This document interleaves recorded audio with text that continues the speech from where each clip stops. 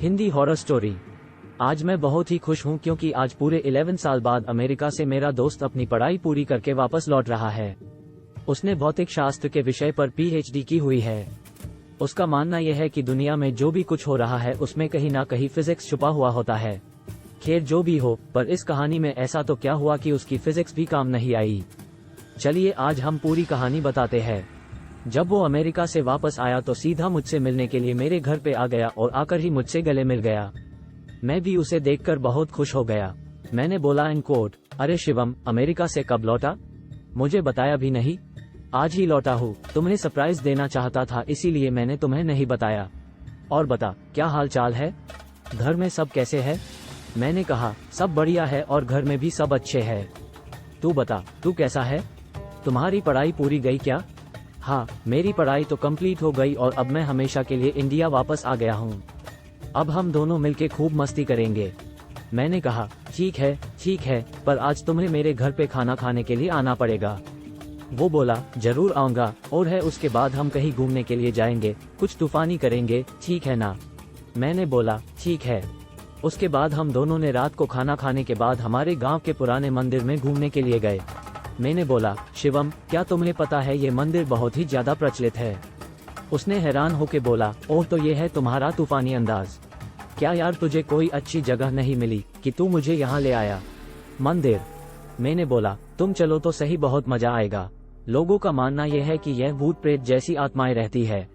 शिवम, क्या सच में यहाँ पे भूत है? क्या तुम भी मजाक कर रहा हो? मैं नहीं मानता। मैंने बोला ठीक है, हम दोनों साथ में जाते हैं और पता लगाते हैं कि सच में भूत है कि नहीं। फिर हम दोनों मंदिर के अंदर चले गए। मंदिर काफी बड़ा था और थोड़ा भयानक भी लग रहा था। ऐसा लग रहा था कि कई दिनों से ये साफ सफाई नहीं हुई है। फिर हमने मंदिर के पुजारी से बात की। पंडित जी, हमने सुना है कि यहाँ आसपास कोई भूत का निवास है, क्या ये बात सही है? ये सुनकर वो पुजारी हमको घूरने लगा और बोला चले जाओ यहाँ से, ये जगह तुम्हारे लिए सही नहीं है। मैंने बोला क्यों पंडित जी? पंडित जी आओ मेरे साथ, मैं आपको बताता हूँ। इतना कह के वो हमें एक कमरे में ले गया और हम जैसे ही अंदर गए तो वो पुजारी ने बाहर से उस कमरे को लॉक कर दिया। ये देखकर मैं और मेरा दोस्त शिवम घबरा गए। वहाँ पे अंदर जाके देखा तो हमारे तो होश ही उड़ गए।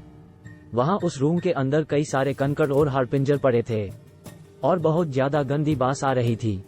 उतने में ही पीछे से दो बड़े और भयानक दिखने वाले आदमी आए। उन्हें देखकर ऐसा लग रहा था कि वो कोई साधारण इंसान नहीं बल्कि मांस और खून पीने वाले नरभक्षी है। ये सब देखकर हम बहुत डर गए। हमने तो मान ही लिया था कि अब हम जिंदा नहीं बचेंगे। फिर उन दोनों ने हमें कस के पकड़ा और हमें एक कोने में गए। फिर हम दोनों बहुत चिल्लाए बचाओ बचाओ, लेकिन कोई बचाने के लिए नहीं आया। इतने में ही हो पंडित जी एक बड़ी चमत्कारिक तलवार लेकर हमारे रूम में आए। फिर उन तीनों ने रूम में आग लगा के मंत्रोच्चार करना शुरू कर दिया। हमने ये सब देखकर डर के मारे और ज्यादा जोर जोर से चिल्लाने लगे। ठीक उसी समय किसी ने बाहर से हमारे रूम का दरवाजा खटखटाया। दरवाजे की खड़खड़ाहट सुनकर उन तीनों ने रूम की आग बुझा दी और दूसरे कमरे में चले गए। हमने तुरंत ही उठकर उस रूम का दरवाजा खोल दिया। दरवाजे के सामने उस मंदिर के ट्रस्टी और आसपास के रहने वाले लोग खड़े थे। हम कुछ बोले उससे पहले उन लोगों ने हमें धमकाना शुरू कर दिया। तुम दोनों कौन हो? यहाँ मंदिर में चोरी करने के लिए आए हो? सच बताओ वरना हम पुलिस को बुलाएंगे। हमने सब सच बता दिया, लेकिन उन लोगों को हमारी बातों पे भरोसा नहीं हो रहा था, बल्कि उल्टा हमें डांटने लगे। तुम दोनों क्या बोल रहे हो? नशा करके आए हो क्या? ये मंदिर कई सालों पहले खंडेर हो चुका है, यहाँ कोई पुजारी नहीं है। अब चलो यहाँ से वरना हम पुलिस को बुलाएंगे। ये सुनकर हमारे तो होश ही उड़ गए, क्योंकि हमने अभी तक जो देखा वो कई इंसान नहीं बल्कि उनकी प्रेत आत्माएं ही। हम तुरंत ही मंदिर से बाहर निकल गए। बाहर निकलते समय मैंने मंदिर की खिड़की से अंदर देखा तो वो तीनों वहीं पे मौजूद थे और मुझे देखकर हंस रहे थे। मैं और मेरा दोस्त तुरंत बाइक लेके घर पहुंच गए। आज भी मैं उसके बारे में सोचता हूँ तो भी मेरा दिल डर के मारे कांपने लगता है।